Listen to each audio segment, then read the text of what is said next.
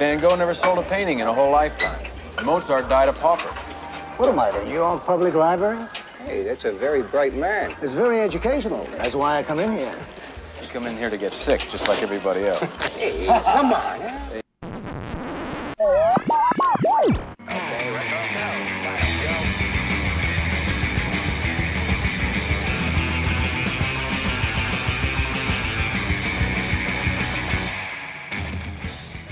Hello and welcome. Welcome and hello. This is Wait, You Haven't Seen? It's a show where we talk about movies, and specifically we talk about a movie at least one of us has never seen before. I'm your host Travis, aka TV's Travis. This is episode number 248, and our movie this week is 1975's 3 Days of the Condor, and here to talk with me about it, he hadn't seen it, and guess what? Neither have I. It's Josh. Josh, how you doing? Yeah, welcome to Wait, neither of us has seen. Yeah. Yep. All right. So pretty good. Good. This was like a last-minute Christmas present for the year because you weren't going to record this week, were you?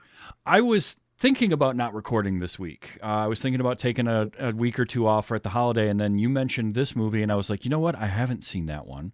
And you're like, well, neither have I. Let's do it. Because it's one that I've wanted to see for a while. So, but first, I want to get kind of your background or anything with this movie. Yeah. Well, it was a title I had heard of. Mm-hmm. And then about 2-3 weeks ago, I saw it in a store. Kino Lorber has a 4K release of it. And there's a local... It was a book and music place, and now they do movies and games and other stuff. But it's like a local chain up here in Maine that I frequent, and I always browse their like 4K collections just to like see what's there. Sure. So this was one of these. I recognize that name, and I've never actually seen it, so I picked it up and didn't realize that it's also a Christmas movie. Yeah. So I'm like, oh, this is apt. This makes sense. But yeah, other than that, I think I had heard of it. And we'll get into, as we talk about the movie, watching it the first time, it felt very, like, for me, the experience of watching it felt very deja vu-y, because it felt like, I haven't seen this. I'm 100% sure I haven't seen this, but no, have I seen this? Because this is playing out exactly as, oh, yeah, and then that happened. No, I've never seen, yeah, it was just a weird, did I, or no? So, yeah. It's been good to actually sit down, properly watch it, enjoy it, and now talk about it. Yeah, I'm kind of the same boat as you. Like, I knew of it. I knew 3 Days of the Condor existed. It's been referenced a lot. It gets talked about in movie circles, and brought up in other. It's mentioned in other movies occasionally here and there. I was a big fan of Captain America: The Winter Soldier, which also had Robert Redford and was influenced by this movie. And so, yeah, the Russos were very into it. And it was just one of those that I hadn't seen, and I didn't realize that it was streaming anywhere either. And it's funny because another podcast that I listen to called Film Sack just did this movie like 2 or 3 weeks ago, if that. It might have even been last week. I'm not sure. Interesting. Which wasn't planned. Like and it's one that I know the hosts of. And I saw, oh great, they're doing 3 Days of the Condor. Well, all right, whatever. We're doing it anyway. I don't care. And I did not know that it was set around Christmas. So as I'm watching it, I start hearing carols in the background and all this, and I'm like, oh, well, this is even more topical because it's like a Christmas movie.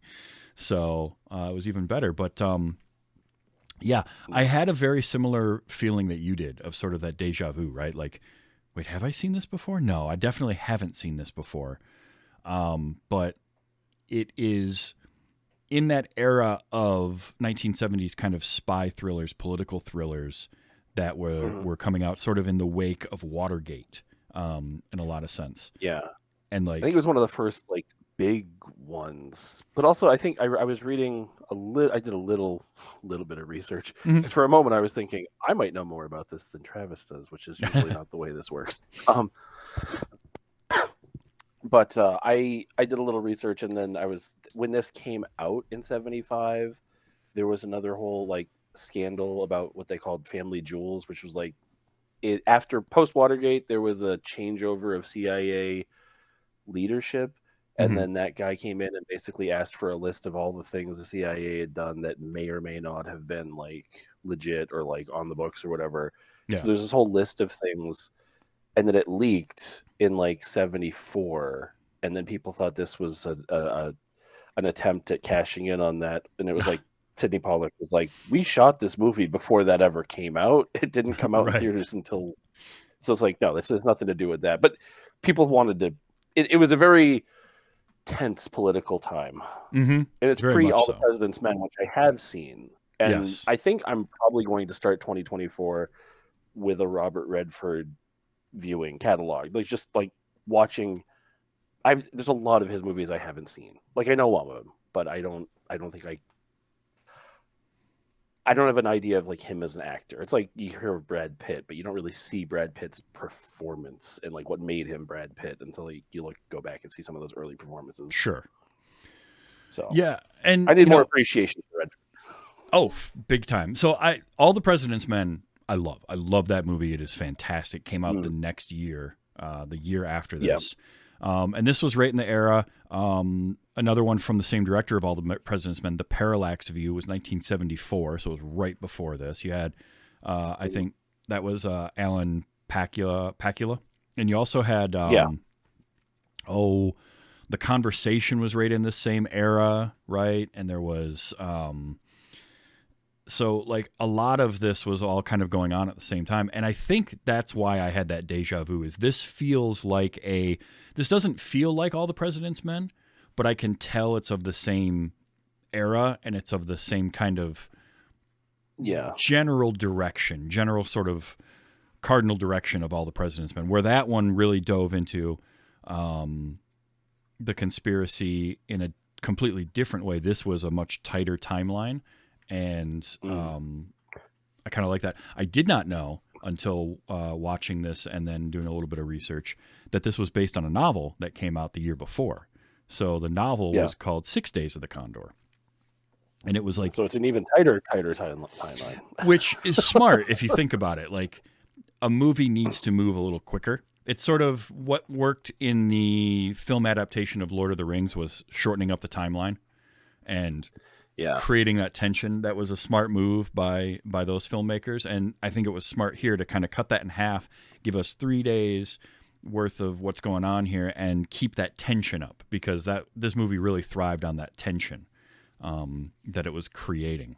But I had no idea it was a novel, and now I kind of want to find that and read it, because I always love to see like what differences happen when you adapt something.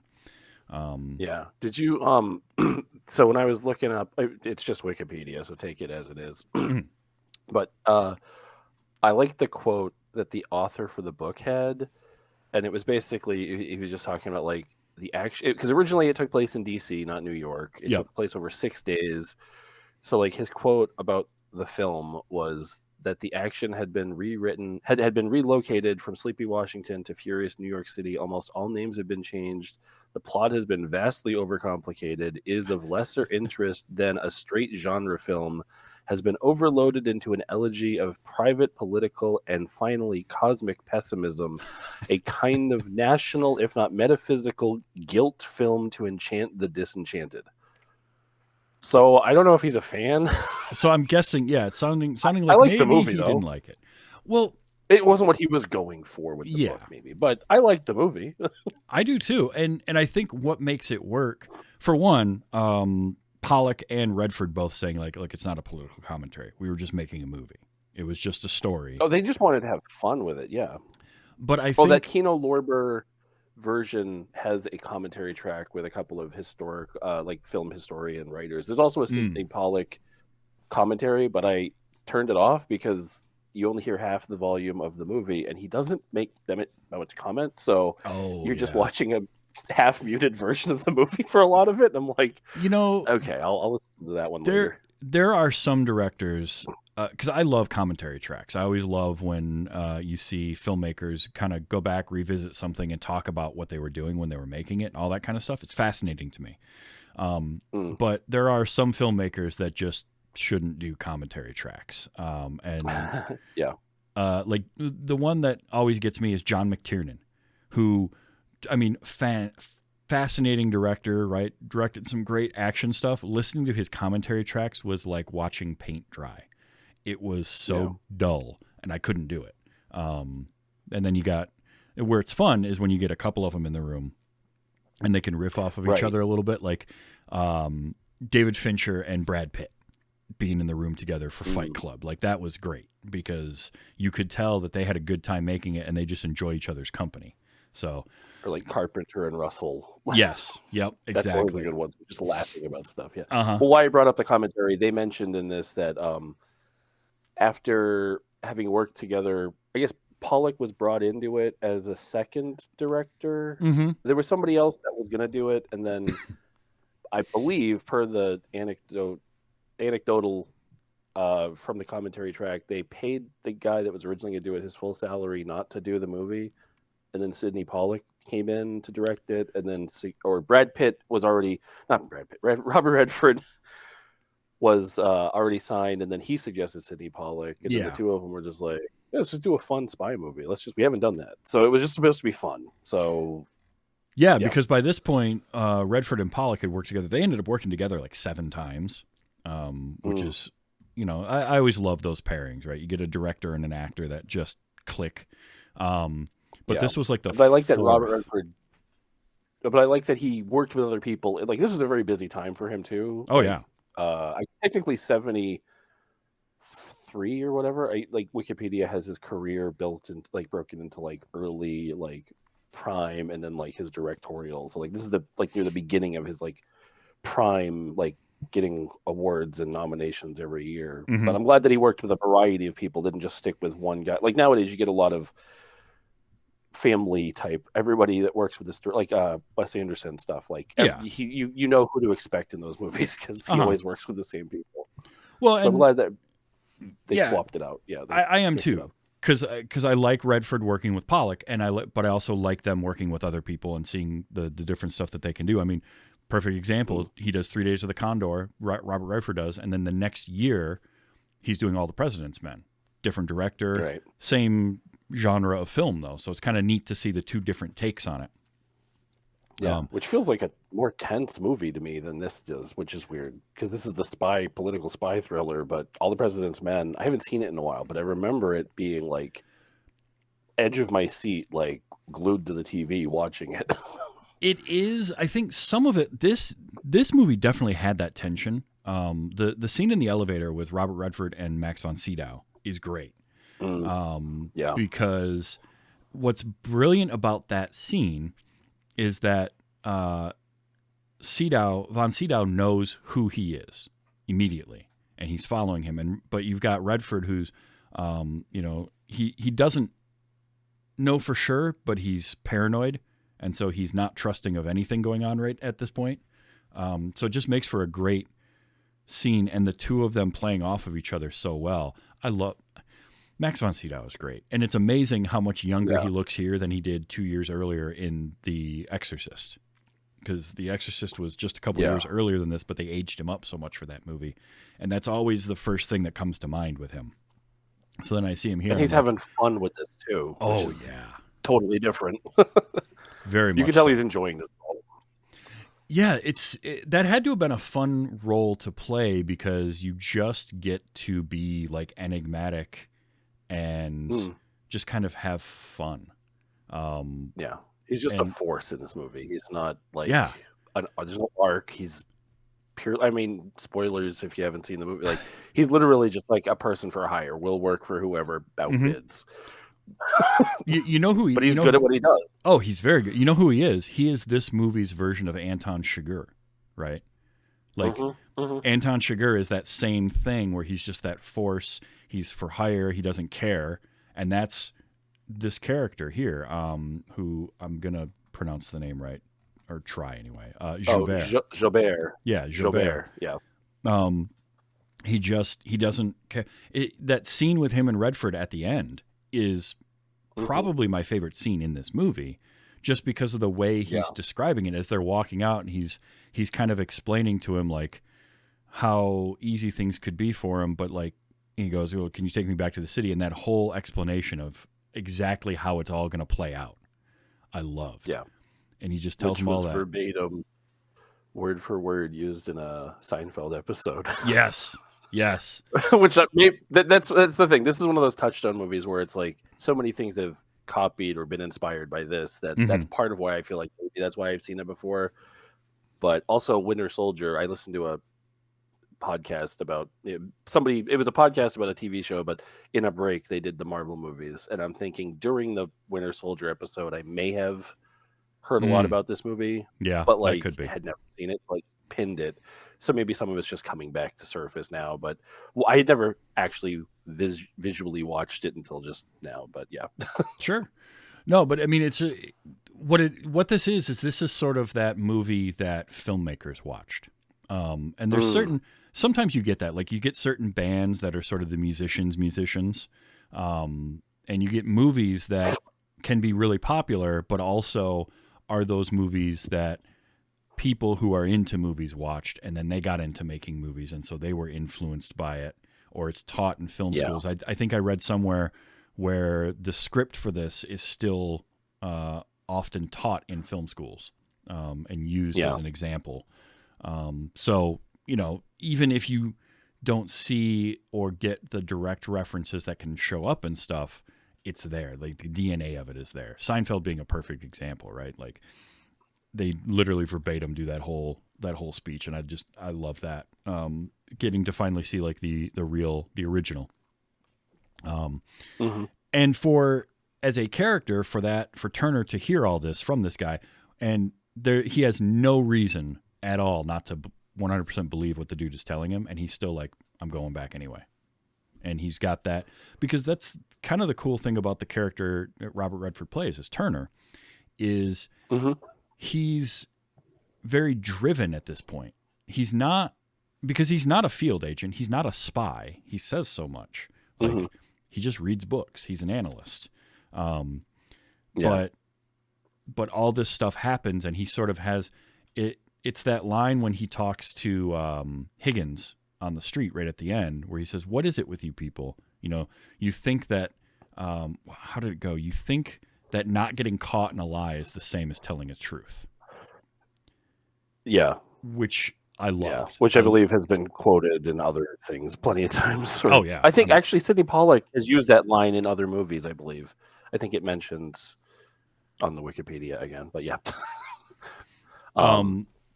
But yeah, it's such a great line, and it's very illustrative of his character at that point, where he's like, "Look,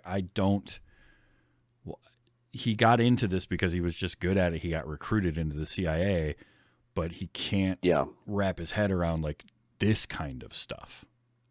It doesn't make sense. It's weird because I watched this about a week ago for the first time, mentioned it to you, and then I rewatched it today to refresh myself. And there were a couple of things when you sit down to watch a movie for the second time that it's still kind of fresh, like you go into it and you forget about things, and then you realize, oh right, that's why and then and things with we haven't even mentioned Faye Dunaway. Right. I was very hit or miss on her at first, and then grew to appreciate her the first viewing, and then the second viewing I really enjoyed her a lot more, and I saw a lot more elements of her character that I didn't pick up on in the first viewing because I hadn't seen the whole thing. But with Redford as Joe Turner, one, I like how there's so much show don't tell, and even when they do tell to give like character stuff and exposition, it's done in such a fill in the blanks kind of way. Like there's a moment where a guy in the CIA office, when they're interviewing Higgins, is like, "Well, I don't understand," and the guy in charge just says exactly, and just keeps it's like, "Oh, we're just gonna keep moving," and we don't. Yeah, you're not paid to think. Don't worry about But with this, it's funny because it made me realize that yes, he does read everything, as Higgins mentions. Like this man reads everything, like comic books, spy, romance, multiple languages, blah blah blah blah blah. And so what I realized is watching it this time, it's like in a sense all of us have this like, I'm going to go to the store and get milk, and it's just going to be a mundane thing. But you could also take it as I'm gonna put on some like high energy music, and I'm gonna put on my sunglasses. I'm gonna kind of fit into a role while I go do this and kind of make it my own thing. And so I think he's got this vast collection of stories and narratives and how things can flow and move that as the threat to him shifts and changes and elevates, or as he gets more information, like you can see his like character kind of honing into this fluid, adaptive, like assess the threat function basically. But he's got all this stuff that he can pull from, which he utilizes throughout the movie. Yeah. But it's like he's never just one. It's weird because it's almost like he doesn't have an arc. His arc is just to survive. Mm-hmm. But all of this stuff was in him the whole time. It just was not called upon until needed for this. Yeah. Yeah, because he doesn't have training to be all of this, but he does have training in it in a way because he just absorbs so much of it and he goes off of instinct. Like I played the video game of it. Kind of, yeah. I mean, it's not that dissimilar to what was the movie Gran Turismo that just came out where the kid becomes a race car driver because of playing Gran Turismo. Like there is something really to that. Yeah, it's based on a true story. So like there is something to that. It's not completely out of the realm of possibility because he's never put in a situation that he shouldn't be able to handle. The closest would be when the mailman shows up at Faye Dunaway's apartment at Kathy's place. Yeah. And even there, like he utilizes his surroundings enough to just barely get through that fight. But it easily could have gone completely differently for him at any point. There was never... It didn't have this feeling like, oh, he's going to definitely survive this. Like, no, it could have gone bad real quick, or something could have happened to her. And that could have affected him. Like, either way. So I enjoyed that aspect of things quite a bit. And I also liked when Joubert says early on at one point, he goes, look, he's on the run. He's an amateur. He could probably, what is it? How does he phrase it? Like, he could surprise a professional or something. Right, because he's unpredictable. Because they don't, like, Joubert doesn't know exactly what Turner's going to do. Whereas if he was a field agent, if he was a CIA operative, like, he would know because he knows the training. This guy doesn't have that training. So that worked in his favor. It was a lot of luck and just kind of straight instinct of, like, survival. But it worked. Right. And I bought it the whole way through. To the point where you don't even see, because he mentions when he's in that same line when he's talking about predictability, he mentions Wicks was a professional. Wicks was predictable. Wicks was the DC guy that came up, the section chief or whatever. And like you just see a nurse walk out of a room back to the desk. You hear the beeping stops, and then was that 18? Yeah, and then later you hear Joubert talking about like, oh yeah, that was I just went in and I took care of it. Like it's resolved. It's like he's so predictable that like we didn't even need to see him kill him. We just know it took place because of the context. Like, yeah, okay. So it's like this Joe Turner is much more interesting. Let's see what's going on with him. And the interplay of like him, because he goes super paranoid right off the jump. Like as soon as he gets back from lunch, which I love the idea that they just send one person out for lunch, and it was just Joe's day. It was Joe's day to have to go pick up lunch. Yeah.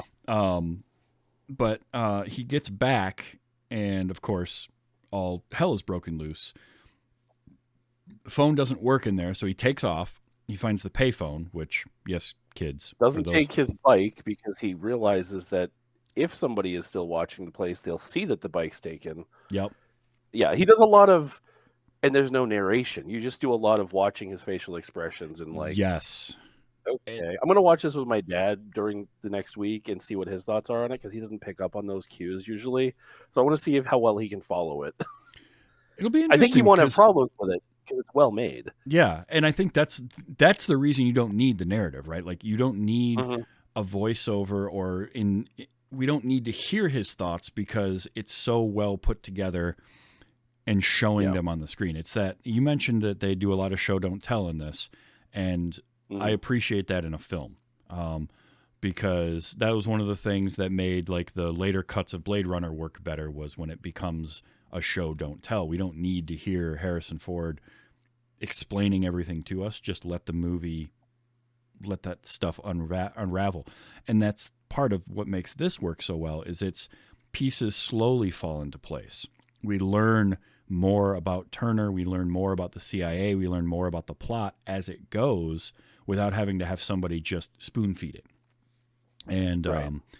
Higgins as a character doesn't necessarily have an arc so much, but you're never fully sure exactly where he's coming from.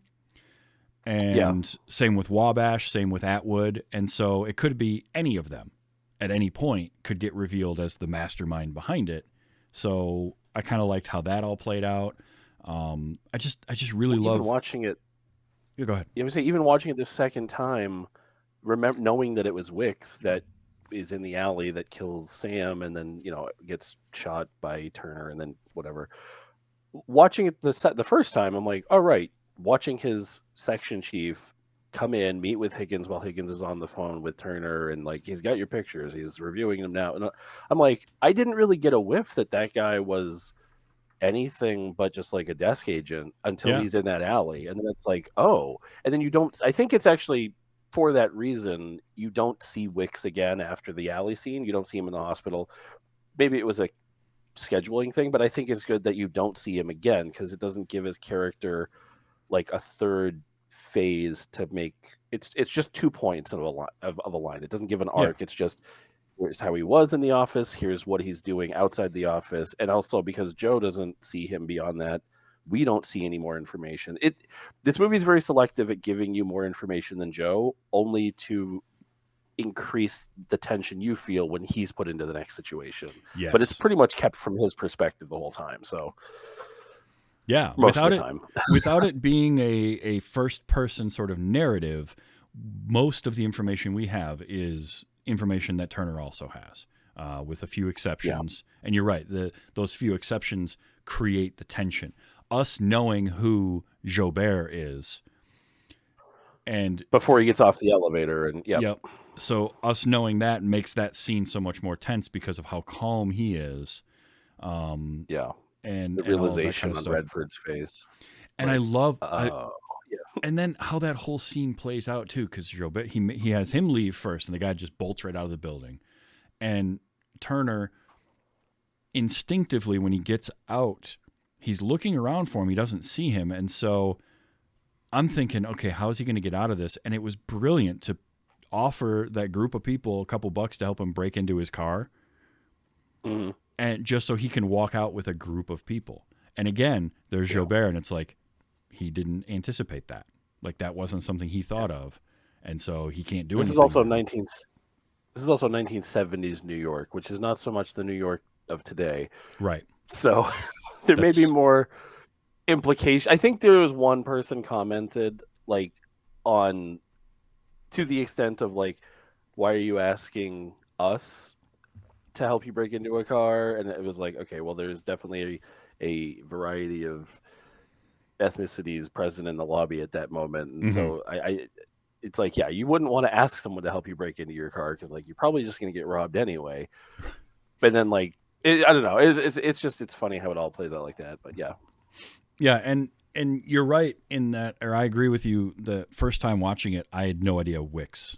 That threw me off when he kicks the trash cans. So, like, because as that scene in the alley is playing out, I'm watching that and I'm like, why is he setting another trash can on top of that one? And why does he keep standing? Yeah. Like, I couldn't figure out why he was standing off to the side. And here's Sam, and he's not wearing the vest, but he's got Sam wearing a bulletproof vest and all that kind of stuff. So the very first clue to that, when they're about to leave the quartermaster or whatever, like he flips Sam's vest around, puts it on him, and then he goes over and they're talking, and he's like, "Oh, what about you? Do you need a firearm?" He's like, "Oh yeah." And then Sam comes over. It's like, "Hey, what's the deal with those murders?" And just Wicks. And this is the moment when like something is wrong. He's just like, "What murders?" Yeah. And it was just so throwaway. And then it cuts to Robert Redford. I'm like, "Oh, he gonna die." Oh, and the thing is, so like first watching of it, you can throw that away as like, oh, it's just CIA, right? It's spies. It's You don't have clearance. yeah. You don't have the clearance to know that. That's perfect. And then no, the second time through, you're like, oh yeah, no, he's and it's just his whole body language in the alley. And then on top of that, man, Sam goes out. That's rough. Like, because I was expecting the Hollywood cliche of bullet between the eyes, and he shoots him. Yeah, in the even throat. even watching it the second time today, I was like, oh, it's the throat, right? I was like visual, like it's Mandela effect. I was like, no, he gets shot. No, he doesn't. But also didn't pick up on it the first time, obviously, but and almost missed it this time. But there's when he's in the movie, when Robert Redford gets into the office and he's drawing the calligraphy, and is it Joan? Is her name Joan? The woman in the office that he has the relationship Janice. with. Janice, yes. When he's talking with her, she says, "Don't forget, we have dinner with Sam and I can't remember the right Sam and May this evening." So that's what when he gets to the house later to basically tell her to get out of there because she's about to die, and he sees the place settings for 4, and it's like, oh right, this is the holidays. We were having, but it's not addressed as Christmas. It's just. It's very like sense of life. Like it's like, oh, okay, yeah. Hey, don't forget, we get this later. Oh, yeah. Yep. And then he gets there, and it's like, well, we get the context of all of it. But and it establishes Sam earlier than when we just meet him. Right. It's a very small seed they plant early. Yeah, and you don't think about that, but there again, that's some of the brilliance of the script, right? Like I love a script that will set something up early that you don't notice, you don't think about, and then pay it off. Oh, that's why, like. One of the greatest, I think, written movies that I've ever seen personally is Hot Fuzz, because as a comedy, it sets up joke after joke after joke and pays all of them off by the end of it. It doesn't leave anything hanging, and I just think it's brilliant. And this movie did that because I didn't make that connection early on, and then it was in thinking about it afterwards, like, oh. And so then you have to put yourself in the shoes of Turner. He walks in to see May, and she's talking about, oh, Janice must be working late, and Sam's working late, and he knows they're both dead. And to keep it together during all of that as well as he did is pretty impressive. And it's just like, from an emotional standpoint, I can connect to that character a little bit more. Like, oh man, this had to have just been like horrendous to have to see the table, because it's one thing to know those people are dead. It would even be one thing to be talking to May, but then to look at the table and see settings for 4 and know that the two of them are never going to see this table. They're never going to see that. It's just, I can't imagine what that is. While at the same time, he's got to think about, like, I need to stay alive, and I need to make sure she stays alive, and just the gut punch of that kind of stuff. And then for the following scene to be him running into a guy in the hallway who is an assassin there to kill him. Like,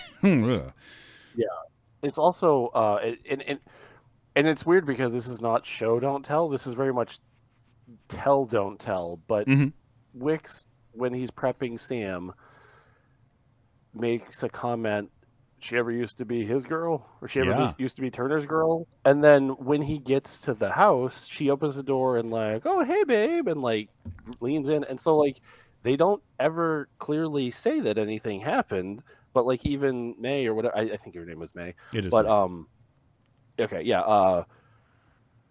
She's even like, oh, well, if they don't show up, it'll just be the two of us like old times. And it's like, so they're very heavily implying like, there was a previous connection and relationship, and then it's weird because it almost adding more emotional weight, and as this stuff starts to like fill in like in your head, like, oh, okay, I see what, okay, yeah, and as all this is happening, you start to also realize that they literally went to this building, to this apartment, to this hallway for like a few shots.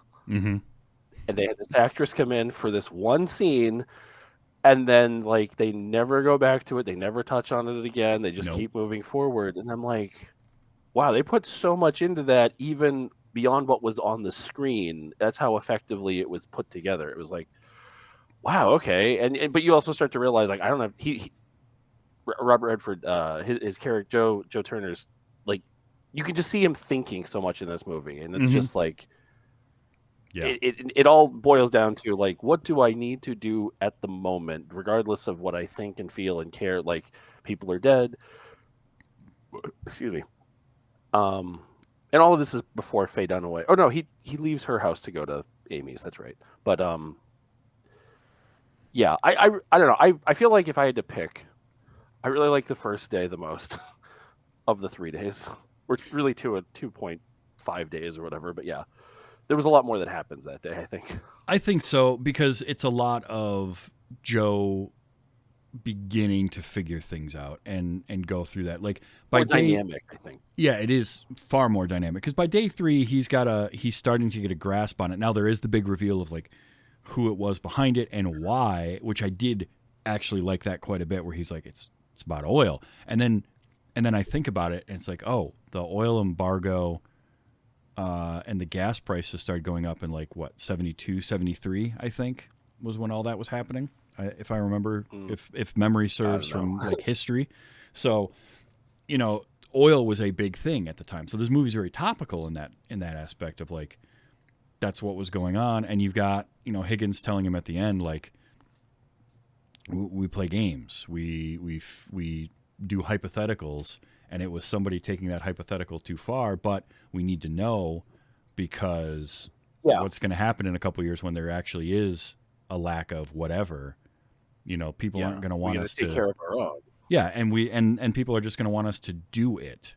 So we need to be prepared to be able to just do the thing, which I thought was fascinating. Like it's a really cool ending to this, but yeah, I just loved how you put it perfectly. You see Joe Turner thinking all the time, and working out problems and working out situations, and even like when they first get back to Kathy's apartment, and this was something, and I actually had a note about this because I love this. So there's always the trope in TV and movies where you flip on the TV or you look at the TV and it's running the news, giving you the exact expositional information you need at that moment, right?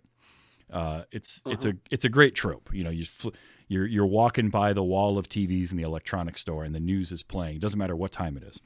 So I love that they did that, but they didn't do it. Like, he has to wait because it's not 6 o'clock yet, so the news isn't on, because he wants to know about what's going on. So he's like 40 minutes, and meanwhile the adrenaline is draining from his body, right? So he's crashing hard. Oh, it's hitting him, finally. Yeah, and everything is hitting him, and so he needs to like lay down and just close his eyes for a minute, but he can't. He knows she doesn't believe him right now. And so he can't trust her not to just bolt or call the cops or whatever. And you see him like you can hear the gears turning in his head as he figures out what to do. And his solution, albeit a little difficult, is pretty intelligent to like basically. It's effective if not excessive, but yeah. Yes, that's perfect. Effective if not excessive, but it works. And then he gets to turn on the TV after, you know, he wakes up. And even then they don't fully lean into the trope, because now we've got to sit through this whole, like, he turned on the TV during a commercial break. Yeah. So, but I love that they use that moment for character development. Yes, that was exactly where I was going. It's perfect because it gives that moment for Kathy and Joe to have a connection, for him to he's just waiting, and he starts looking around and he sees her photos, and it's a great moment of development, and it gives a reason why there would be any kind of connection between the two of them. So it helps to ease the like forced romance angle of most movies, right? Because now we're getting an actual connection point that can be extrapolated later. Although, and she also. Oh, go continue. Finish your thought. Yeah. I was just gonna say, even though like it's still, in some ways, and maybe it would be more effective on a second or third watch, it still in some ways feels a little bit forced, like the whole romance angle of it. But that's Hollywood, so I can kind of, you know, I can sort of explain that one away myself. It definitely falls into, I think, the adrenaline, the situation, like, obviously every James Bond movie has like Mhm. the throwaway ish women that he sleeps with and moves on, or whatever. So it's like, it is a spy movie, but it's about a spy who's not really a spy. He just knows a lot of irrelevant information. I mean, it's Yeah. basically his whole job. He's just sifting through like haystacks looking for hypothetical needles. Yep. And so he's got all this excess information, so it's just filtering it into a way of understanding the situation. But I love how it was one of those moments where, like, this movie hits you in waves. Like, you see that first, like, introduction to the office. You meet every other character in the office except Joe, and then you see him on his bike. Yep. And you hear some, like, Christmas music, and you're like, all right, this is around Christmas, and then you forget about it. And then when he's talking with her, so I was saying it hits you in waves, because there's a couple of moments where I might have had like a drink and something else before I watched it the first time, because I was like, I'm going to sit down and enjoy this movie, see how it Sure. goes. Side note, I did the exact same thing with another movie that I had heard about multiple times in the course of like 3 weeks, and decided to pick up, that I actually didn't have that great of an experience with. Being there. Mm. Being there is I asked a friend, I said, would you consider this a slow comedy? He said, yes, absolutely. I'm like, okay, it's such a slow movie. It is. Yes. But with this, so what I was getting to is, it keeps like hitting you in the face. Like, the writing and the direction and the acting in this movie keeps like hitting you in the face with like how well it's executed. And so when he's commenting, he breaks it. He brings her to the apartment. He's like, oh, first of all, I love do you live alone? It's like, no, I have, you live alone. Yeah. He can read her. Mhm. And she just sees him as a threat. And then when he stops and like clocks the pictures and like comments, it's like, it's not winter. And she's like, yeah, it's just winter. And she's not giving him more information. He's not worth clarification. But then he offers, no, it's not fall, it's not winter, it's November.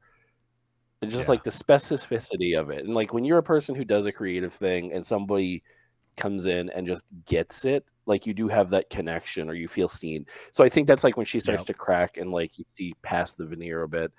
And it's, for her, this is, if you were to take, like, I guess the Beowulf Grendel alternate version of this from her perspective, where she's just going to get ski equipment and then gets abducted and then does this little spy thing. It's kind of a fun little story she can tell somebody later on, like, oh, you never would guess what happened, Yeah. But it's just like that. I don't know. It's an interesting relationship, but then once it ties it up really well, because their last interaction, when he leaves her to go to Go to the guy's Atwood's. house. Yeah. Atwood, yes. When he leaves her to go to Atwood's house, and he's just like, I just need 8 hours. Like, you're gonna go, but like, can you not call anybody? And we, as the audience, we get that. We're like, yeah, I just need you to not do this. And you can almost see the level of hurt. It's subtle, Mhm. but it's effective. Where she's like, you still think I'm gonna turn you in? And it's like, he's just got to be sick. He's just got to be sure. But also, like, they're never going to see each other again after this, I don't think. But she has a complete arc, and I think he has a decent-ish arc with her. Or we just get to see, through her arc, we get to see more of him. Yeah. About him. So Yeah, that's a good point. And I also like that the movie ends very ambiguously, because he ends up with this that ending idea. was great. Yeah, because he gets the idea, and it's a brilliant reveal of it, right? Because he's had Joubert has basically told him, look, you go back to New York, the company's going to erase you. And that's just, here's exactly how it's going to happen. He's like, whatever, I'm going to go anyway. And Joubert, to his credit, is like, gladly, I'll take you. Like, he has this respect for Turner. Yeah.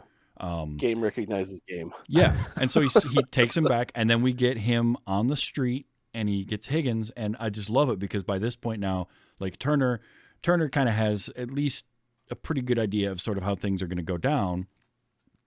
And he starts talking to Higgins, and he sees the car, and like, he's just got everything in play, and Higgins has no clue what's going on, which I think is awesome. And he walks him right up in front of the New York Times, And he's like, "What did you do?" And he's just like, "I told him a story. You play games. I told him a story." Son of a bitch! You did some more damage. Which they're basically securing oil futures for the for the government for the country, so that we don't destabilize. And so you're kind of like, yeah, Higgins isn't wrong. Like, you did do more damage, but also like you're the bad guy. I feel like, especially in modern cinema, or maybe in the last like 15 years, that's become more of a prominent thing of like, yeah, you fought for your impassioned cause that you cared a lot about on your small scale, but the ramifications of you doing that are so much larger than you ever understood. And then it's like, you did the right thing, but there are consequences for the right thing. And that's become such a thing in the last 15, 20-ish years, I think. But seeing it in this, I love the ambiguity of they'll print it. Will they? And then it's like, as he's walking away, and I love that it cuts when you don't even see half of his face. It's just obscured. And it's like, he's in public, but he's hiding, and you don't know. And it's like, a friend of mine would watch that and get pissed off because he'd be like, "That's not an ending. Give me some definition. Tell me exactly what happens." And I'm like, no, that's the beauty of this. It's so good. It's so good because we just don't know. And so you can then fill in the blanks as you want, or you can you can go in so many different directions there. But it's brilliantly done because neither one of them in that situation are incorrect, and neither one of them are correct. Like Turner is convinced they're going to run the story, and all this dirty laundry is going to get aired. And Higgins is like, okay, first of all, you done messed up, and things are going to get potentially worse. But also, do you really think they're going to run the story? Because now, as a viewer, I'm watching this thinking, so wait, he's probably got connections with the New York Times. Like, there's no way the CIA isn't able to do something there. But you want to believe in freedom of the press, and you've got, this like all of these things are playing out at once, and the movie just like, and that's it. Have fun. Yeah. Well, and it's one of those. It taps into one of those things where, again, like you're taught, or you mostly should be taught when you're growing up, like, be honest and don't tell lies and tell the truth. And this whole agency is based off secrecy. Yeah. So it's like, what if you, in effect, if you work for a government agency that specializes in secrecy, but you have a very strong moral compass and honor code, like, is this really the best place for you? Yeah. But he was a book reader. It wasn't like he was out, doing missions and stuff. Which also I love.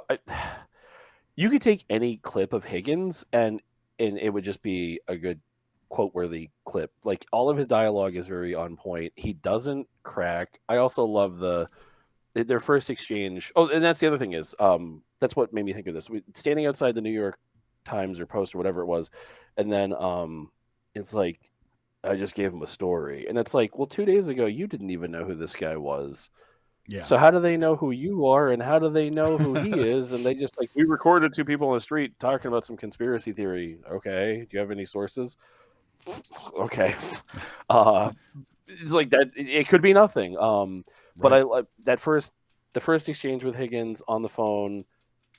That whole conversation, I figure every conversation that I wonder how much of it is pulled directly from the book, because I feel like a lot of that stuff must have been directly from the book because it's so well, like, structured. It's very tit for tat, where it's like, answer a question with a question, like, how come I have a code name but you don't? Okay, Turner. And it's like, but I love the end of the conversation, when it's like, all right, stay safe for an hour, stay safe for 60 minutes, and we'll bring you in. And it's like, can you tell me what's going on?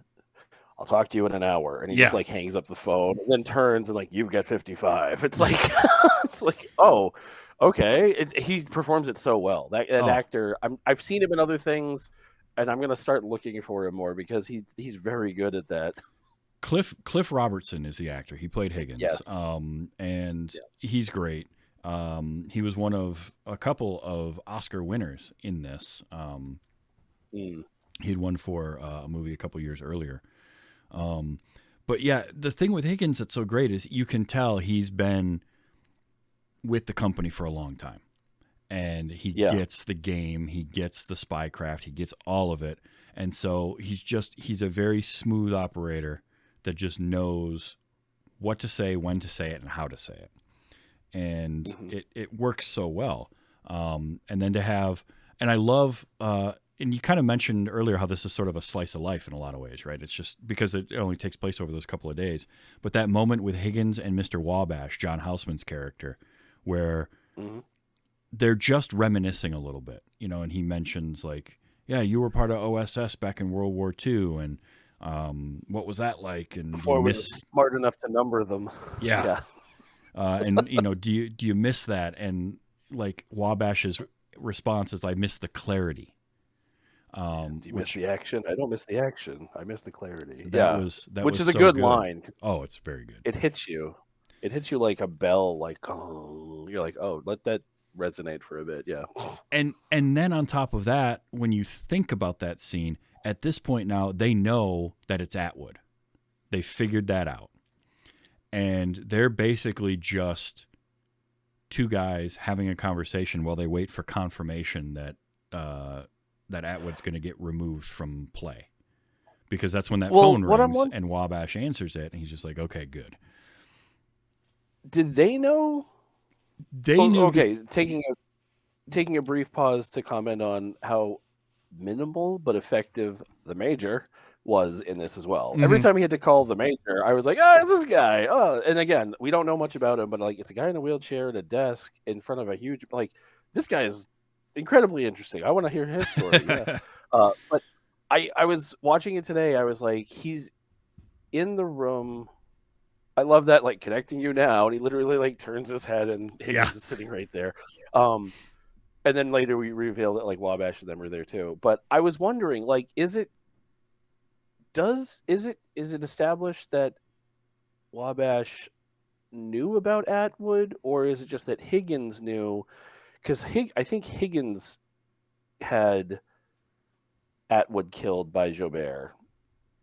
Because he doesn't respond when Turner's on the phone with him in that last office phone call. Mm-hmm. He just like lets him talk, and then Wabash is watching Higgins. So I was wondering, like, is it established that? I mean, they know Atwood obviously because of work, but I didn't know if they knew that it was his thing. I think they figured that out because Turner told him, basically told them that in a way. Oh, okay. Because he mentions the name Atwood. But was Wabash on the call, or was it just Higgins that heard that? It was, they had it playing, I think, like on a speaker, and I think Wabash was there. It was that scene where he calls in for the last time. Yeah, but I thought it was just Higgins hearing it on the phone. I didn't think the other people could hear Turner's side of it. Maybe it was recorded and they played it. Yeah, it could have gone either way. But again, the ambiguity in this movie, it doesn't matter because effectively it keeps moving. But yeah. Well, and I just wasn't sure if Wabash knew. Yeah, and that's, again, that's a strength of this movie, is the ambiguity and the fact that you don't really, like, Higgins is mostly on Turner's side, but also at the same time very cold and kind of like, well, you're just sort of out in the wind and we're just going to have to wait and see what happens type of thing towards Turner at times too. So he's like, he's not the bad guy, but he's not a good guy either. He's just in that morally gray area. And you kind of get that same feel from like Wabash, because Wabash has moments where you could kind of go in either direction. Atwood, I don't think, was necessarily a bad guy. Like, he was behind the hit and all of that, but he had his reasons for it. So like, I love that moral ambiguity of everybody. Yeah. Well, even Wabash and Higgins, when they're talking near the end of the movie, talks about, like, you know, you do well for yourself. Like, why haven't you? Yeah. One of the few moments in the movie where a character returns with a clarification on what was just asked, because the way Wabash asked it, I didn't really get where he was going. And then Higgins is like, you mean, why haven't I like sought higher station in the CIA, or like I could have been promoted by it? So then and now I think about it after the fact. This is definitely one of those movies where if a bunch of people went and saw it in the 70s, they would definitely have conversation about it after the fact. There's a lot to go on here, but that's it makes me wonder, like, yeah, Higgins. There's a lot of people who are like, yeah, I'm good where I am. I don't want to move up because it's more responsibility or more whatever. Yeah. But then now I'm also like the ambiguity and like directness of everything Higgins does. He's very consistent in all of his delivery and his tone. It's very metered. But then you start to think, like, if he has that much control over his tone and his delivery, and he's that quick that he can form like detente, like he can form ripostes, like and like counteract questions and disseminate things, whatever, quickly. Maybe he knew about all this and he realized, well, rather than have this whole thing blow up, I can just have all of this eliminated. So like maybe there's a possibility that Wabash didn't know, and all of this was Higgins's operation. I'm not putting it on him, but I'm just also saying it's ambiguous enough that you also could think maybe there was reason he stayed where he was because he could oversee certain things that he wouldn't have other access to otherwise. Yeah. So I don't know. There's a lot of ways it could have gone, but it's like the Thing in that way. It's like, well, that guy was, well, I don't know, but it's like not knowing is part of the fun. Yes. Yeah, that's a perfect way to put it. Because you're right. I hadn't really thought about that, but all of that makes sense. That Higgins could have been. And it's all just much more in the know. So yeah, it's very, very cool. Yeah. A couple of things I wanted to mention that I observed while watching this movie. Number one, Owen Roisman did the cinematography. He was a director of photography for it. He had done The French Connection a couple years earlier. He did The Exorcist. He was the director of photography for that. So like he's got a look, and he seemed to be really good at capturing the look of New York at this time because it is very specific. It's very New York. Mm-hmm. Yeah. So that was just an observation I had that I really liked. I also noticed, one, I love the music in this because the music also gives it that same feel. It really puts it into that era of the 70s and that kind of filmmaking. Yeah. Yeah. And I listened to the soundtrack on my way home from work this morning. It's only about a 25-minute soundtrack. Oh, nice. And the last two songs kind of don't count because one of them is just Silver Bells, and then the other one is a medley of other tracks. But it's an enjoyable soundtrack. I like it. It's like it's a good atmospheric vibe to it. Mm-hmm. But then you're watching the movie and you're like, there's so much that doesn't have any music. Yeah. It's just very quiet and like pulls you in. It's like, okay. Yeah, but the music is good when it's there. Yeah. Yeah, the music is great, and it's a good movie knows when to have music and when to let a scene breathe what it needs. Yes. And this one, it definitely had that. The other thing I noticed, and this was just a personal observation, but man, were there a lot of just striking blue eyes in this movie. Yeah. Like, yeah. Cliff Robertson. They really got the eyes very well, yeah. Yeah. And it was lit well, and they just had very like blue eyes. Von Sydow, Cliff Robertson, Robert Redford, everybody. And it's a lot of shots of people just talking to each other. And I just noticed that, and I'm like, man, they just grabbed everybody they could with blue eyes. Like, it works. It works for me because it was captivating to watch.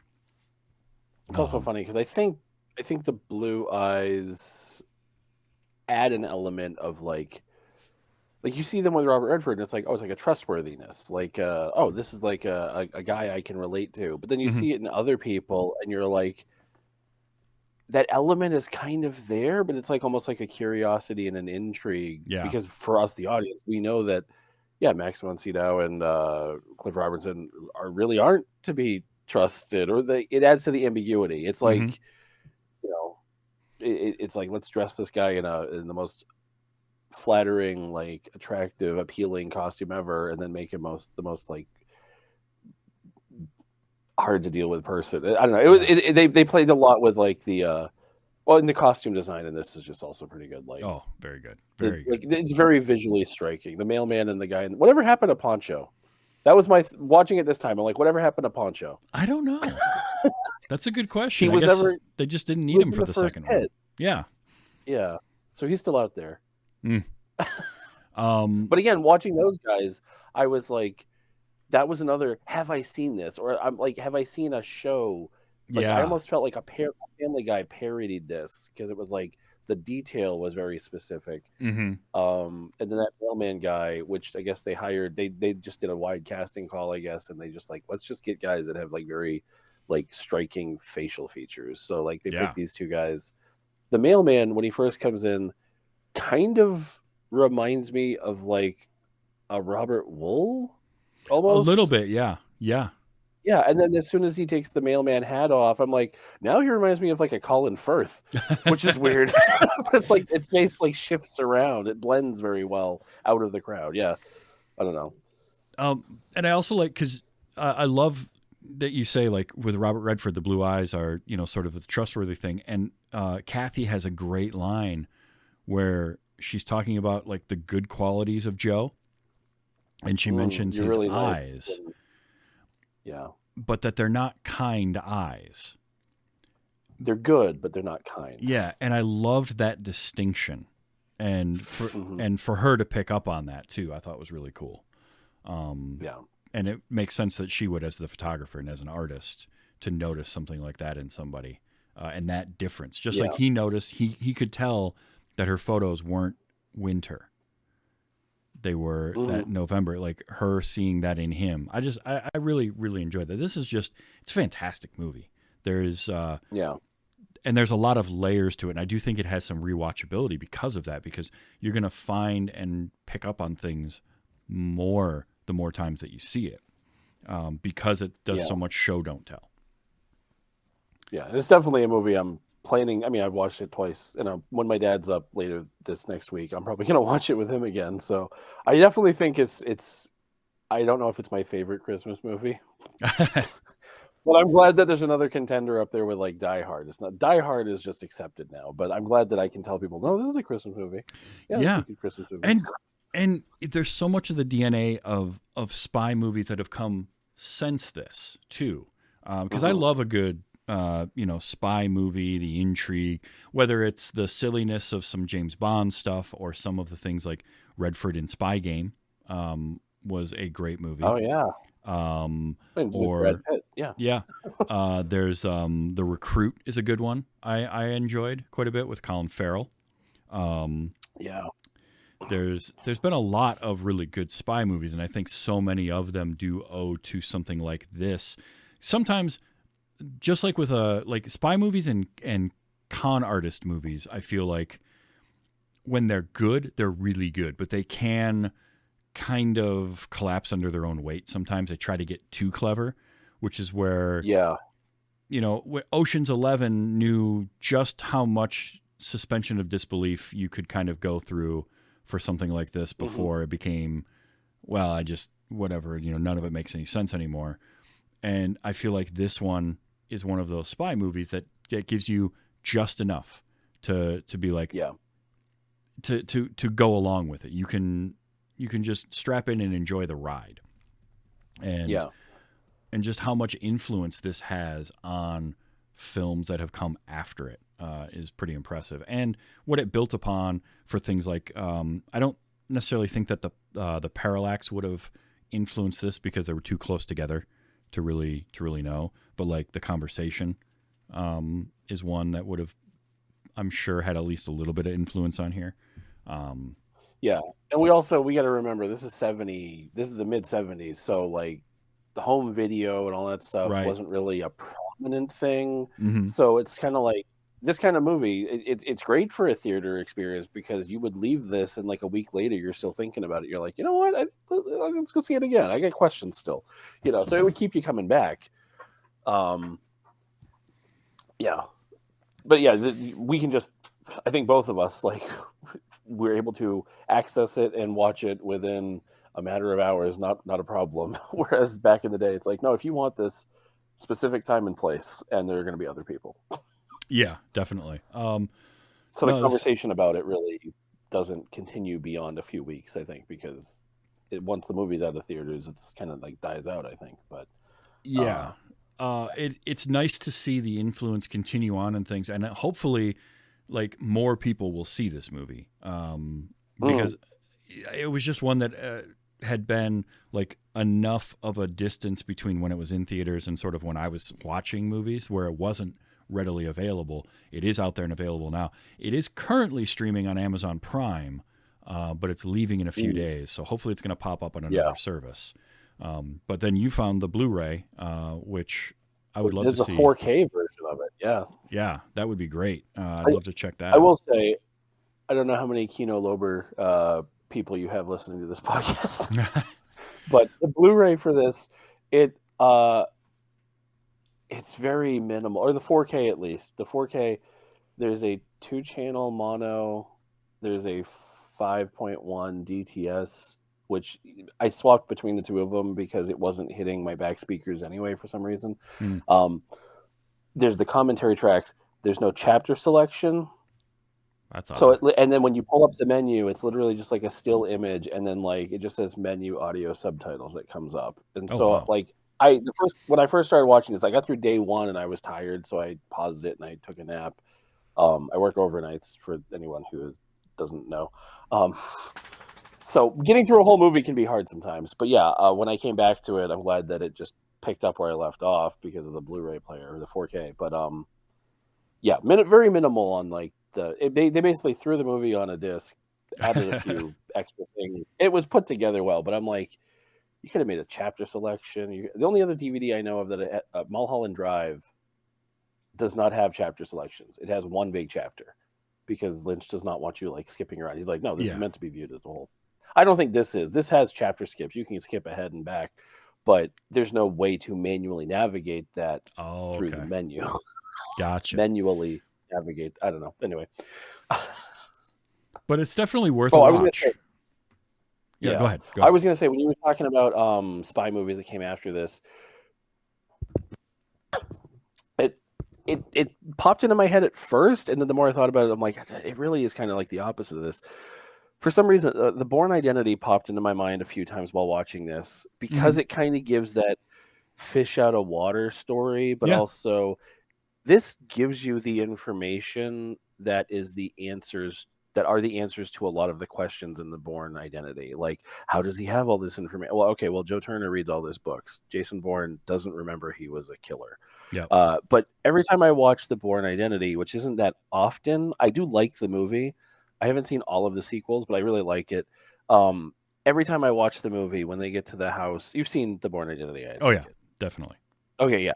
So like when they get to the house near the end and Clive Owen is like there, every single time I'm watching the movie, that's when I start to realize that I have a pounding headache.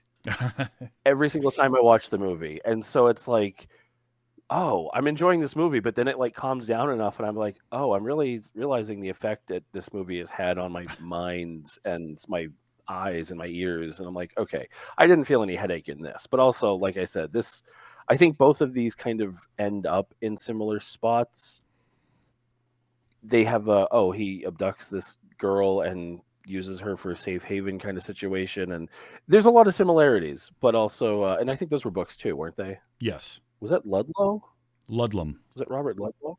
Ludlum. Yep. I honestly, if you had asked me who wrote those, I couldn't have pulled it, but it just came up. I don't know. Anyway, go ahead. No, I mean that's not a bad comparison, really. They're sort of almost two sides of the same coin. Like they're telling that same kind of fish out of water, but they're getting to the same place with different routes. And this is a recalculating version of and GPS recalculating. It is entirely possible that there was some influence on the Bourne Identity novel from 3 Days of the Condor, because Bourne Identity was published. Even 6, yeah. Yeah, I mean, published in 1980, so it was after the novel and movie of Condor, right? And I could see that completely, but no, that's not a bad comparison, and it's just it's fun to see, like the evolution of spy films and spy storytelling that has gone on, and how you can. You can still get to the same kind of like ambiguous conclusions, but take a couple of different routes to get there. I think is a lot of fun. So, yeah, 3 Days of the Condor. If you get a chance to watch it, watch it. You got 9 days left as of this recording. We're a couple days before Christmas, so it looks like it's going to be gone the first of the year from Amazon Prime. But seek it out. So if you hear this on Wednesday, you have a few days still. Yes. It's definitely Enjoy worth your Christmas break. Yeah. and it's worth watching. And plus, I mean, come on, Robert Redford. Like, I watched a review of the movie, and somebody was saying like the character is this nondescript kind of bookish CIA analyst who looks like Robert Redford, and he happens to kidnap a woman who's just a photographer in New York who looks like Faye Dunaway. It's like, well, yeah, I mean, that's movies. I got no problem with that. But Redford is amazing in this. And if you didn't, like you said, you were going to kind of seek out more of his movies and watch some more stuff with him. He's always so good, but there's some, like, this is right in that sort of peak era for him. I feel like as the beginning of his maturity as an actor, I think. Yes, there you go. Yeah, So, like crystallization, where it all comes together. Yeah, but I definitely don't. I haven't seen. I've as I was looking through the timeline of when this came out with like Watergate and other movies, because I wanted to like nail down like this is sandwiched between Watergate and All the President's Men, so it fits very well in that very specific time. But I'm looking through, and I had heard there are so many. Okay, so being born in the 80s, growing up in like the 80s and the 90s, like Robert Redford was just a name, like Robert De Niro. Like these are just things like you see that person in a movie and like you know who it is. Like Bruce Campbell. You see Bruce Campbell in a movie, you're getting Bruce Campbell. It's rare that you're going to get Bruce Campbell being something else. Right. Even in Bubba Hotep to an extent. You're still getting Bruce Campbell as Elvis, whatever. Yeah. But theoretically. But so I think that's where I feel like I need to go back. Like, it's like when you're looking at your DVDs or your movies and you're like, yeah, I've seen that one. I don't want to watch that. Like when you're looking for something to watch and like you're just looking at the spines of the things on the shelf or your streaming app or whatever. And you're like, no. And like Robert Redford was kind of just a known quantity to me that I was like, yeah, it's him. So I guess what I would say is to tease this or set it up for somebody. If you enjoyed the spy elements of Winter Soldier and you want to know why they specifically put Robert Redford in that role, go back and watch this movie, because this basically puts him in the Steve Rogers position, but he's not a superhero. Yeah. I actually rewatched Winter Soldier after watching this, and as soon as like all the Redford stuff was like wrapped up, I was just like, oh, there's still like 45 minutes of like Marvel superhero stuff going on here. Okay, yeah, I'll finish it, but okay. I was kind of zoned out at that point. I got what I came for, but right, yeah. But yeah, I want to go back. Oh, so what I was saying, Jeremiah Johnson is one that I've never seen. I was never really big into Westerns, but I'm going to actively seek that one out because I hear it's good. And it's a different take on a Western, which is good. So I'm gonna look into that. And like I said, I might just straight up do a Robert Redford like filmography, just like watch all, like go for a deep dive on his stuff. You got a lot to choose from, and it's all good stuff. I mean, you look at from Butch Cassidy and the Sundance Kid was 1969. He did Jeremiah Johnson. Which I've never completely seen. I've seen parts of it plenty of times, but like that's Jeremiah again my Johnson, Robert Redford blind spot. Yeah, it's a couple years later, and then it's like The Sting is 1973. This is 1975. Great Gatsby was 74. All the President's Men was 76. Like pilot movie that he put out the same year as this, I think. It was like a drama picture. Yeah, The Great Waldo Pepper. Yeah, was the same. Which year. is not a title I have heard of, but again, didn't know anything about. Yeah, that one I have not seen.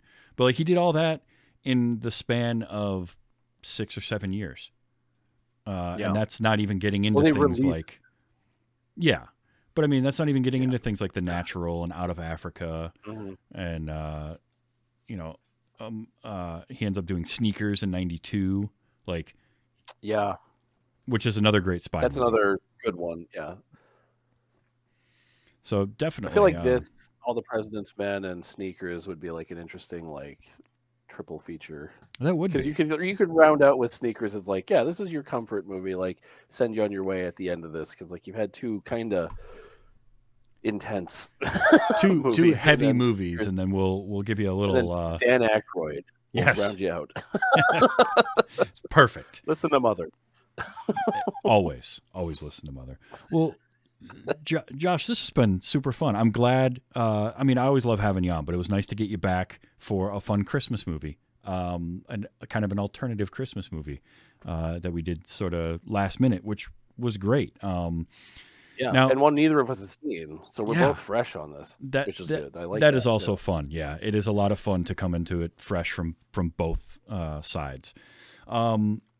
We had talked. But it's also one of those when I watch something and I'm like, oh, I got to tap Travis on this because if he hasn't seen it, like, yeah, it just like reaches that point of like my radar. Like, yep, this is definitely a pass on movie. Love it. And I know last time we had talked, you were working on possibly starting to work on some projects of your own. How's that going? Are you kind of any further, or has it sort of been in a holding pattern? Well, as you said, we're recording this a couple days before Christmas. My 2023 has been a weird year, not a bad year, but not a great year. There's been some really good things in my life, but a lot of just weird. Mm-hmm. I live in Maine, and there's been a lot of things that have happened in Maine this year. Yeah, yes. Basically. So while stuff hasn't directly impacted me, it's been like proximity affected, or like adjacent. So it's very close. So there's been some like delay on some thoughts, but I'm almost glad for it because I feel like I have a better idea of things I want to work on. So like my motto this last couple of weeks has become do more in 24. So like I plan on, like, I have a new PC that I've got. I'm gonna try to get some editing stuff going. I might use this movie, 3 Days of the Condor. I might use this as like a practical exercise of like if I was gonna do an essay about a movie or whatever. Yeah. But yeah, I don't know specifically what it will manifest as, but I definitely still have ideas as I watch and experience things and realize that I should start doing things with that energy that I generate naturally instead of just, oh, that would be a fun idea, and then not doing anything about it. So we'll see. Stay tuned. 2024 might have more going on. Awesome. Doing more in 24. That's a good motto. And more able to with the computer and the other stuff I have go. Yeah, I've acquired things that I'm now able to like properly begin things the way that I could have started doing, like, yeah, I'm recording this on my phone and I'm just talking about a movie. There's a lot of people that want to make content, and I appreciate the ambition, but then it's like, take a little time to like hone it in, make it a little tighter, cleaner. I feel I can do it the way I kind of want to do it now, which is good. And yeah, you and I are both kind of that same mindset of like, we want to do the thing, but we also know kind of a standard we want to hit. And yeah, so I totally get that. Well, awesome. We'll be looking forward to that. And when any of it comes about, you let me know, and I will broadcast it and make sure people hear about it. Yeah, absolutely. So if you enjoy this show, what about you got big things coming up. Well, so anything for 2024 you want to tease? I've got projects for 2024. We're going to put it that way. I am going to be at Dragon Con in 2024, though, so that'll be a lot of fun. I'm going to I'm actually doing a live Wait You Haven't Seen episode at Dragon Con this coming year. Nice. So that will be a lot of fun. In short term, next week, I'm actually doing, and this will be kind of fun, Condor Man, which is sort of a spy movie, spoofy thing, with my good friend Amy Frost. She's going to come. This got brought up during another podcast that we co-host with a couple of friends. Those were the days, and Condor Man was brought up, and I mentioned I hadn't seen it, and she immediately said, "Well, then the next time I'm on the show, that's the movie that we're doing." So that's what we're going to be doing next week. It'll actually be recorded on New Year's Eve. So it'll be the first episode of 2024 is going to be Condor Man. So we're going to. It's also fitting that 3 Days of the Condor comes before this. Yes, so it's perfect. So I can't wait for that. And then I've got some fun stuff lined up for 2024. I can't talk about yet. Yeah, but we'll get to that. Also, coming up on New Year's Eve, I'm going to be doing some live streaming for part of the Diamond Club Streamathon. Where we are raising money and doing a 24-hour stream on the Diamond Club channel. I'm doing an hour in the morning I'm going to play some Marvel Snap on stream, and then come back a couple hours later and do some Forza Horizon 5 racing. Mm-hmm. So that'll be a lot of fun Nice. too. That's coming up on New Year's Eve. And then later that night, I'll be recording on this channel like I do every Sunday, typically, 8 p.m. Eastern time. I'll be doing Wait You Haven't Seen with Amy Frost and Condor Man. So, and if that ever does change, if it's not a Sunday night, just keep an eye out on the socials. I'm on all the social media platforms as TV's Travis, and I put out when things are going to change. Scheduling wise. This was a last minute surprise, so not much warning for this one. Yeah, this one was a last minute one, and with the holiday falling the way that it did, it just worked out. So, but Josh, thank you so much for being here. I'm looking forward to doing more in 24 and having you back for sure, because it's always a great conversation that we get to when we get to sit down and talk. Yeah, it definitely. I'm sure others have said something similar to this, but like it. When you connect with people who speak a similar language, I mean, like subject matter wise, like we can speak film, like whatever, but like it scratches a very specific itch that you don't get all the time. Kind of like that November that line. It's like, oh, like my conversation with you about movies treads into that November territory of like, oh, I can just kind of throw a word out there and then you get exactly what I meant based on everything else that has currently been so I enjoy these. Sometimes I feel like I might over talk and I can get a little rambly at sometimes, so I'm curious to see how I do in a structured format like a video essay, but I enjoy the rambling. But yeah, it's always good to have the conversation with you about the movies and stuff. Yeah, and look, this is the place to do the rambling. You get the rambling out here. So definitely. But yeah, we'll get you back for sure in the coming year. And as we close out 2023, thank you so much for being here. Thank you to everybody who listens to this. You can find it anywhere you get your podcasts, including YouTube. It comes out Wednesdays. And a subscription to the podcast or to the YouTube channel as that steadily grows is also greatly appreciated. And then you can find everything to do with the show at tvstravis.com. That includes merchandise if you want to get my silly logo on something, or there's a Patreon for the show. There's a link at tvstravis.com, or just go to patreon.com/WYHS. You can join there, and paid patrons get exclusive stuff, as well as shout outs on the show, monthly movie nights, which I need to probably figure out a little bit better schedule for 2024 on those as well. And that's for as little as $1 an episode. So definitely if you can, check that out. If not, I understand. And I just appreciate you listening to the show. So, Josh, thank you so much for being here. And come on back next week, everybody. And we go from 3 days of the Condor to Condor Man. I'm just going to take I haven't looked. I just talk to you usually, but I haven't actually looked at the YouTube for this. But I'm looking at it now, and I'm like, okay, I'm appreciating the nature of your screen caps, your thumbnails for your videos. Oh, like, thank you. They're very catchy. They're good. Like, I'm seeing these. I'm like, they did that movie? Oh, they did that. And then like the questions that are in here, it's like, okay, like I want to. It makes me want to put one of these, and they're all like an hour and a half, so you could throw one of these on in the background because they're not visual, but I definitely props on the YouTube. It looks it looks good. I see the Annihilation out there. Nice.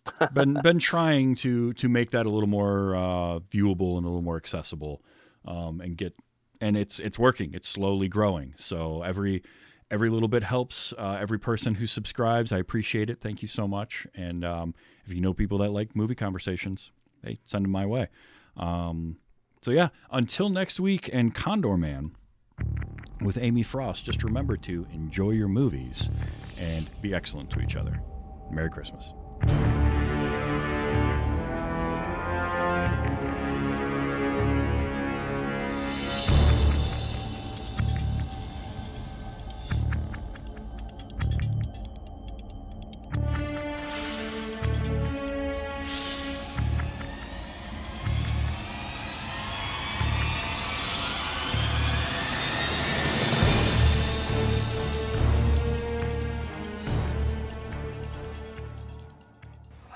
Do I have permission to take a shower?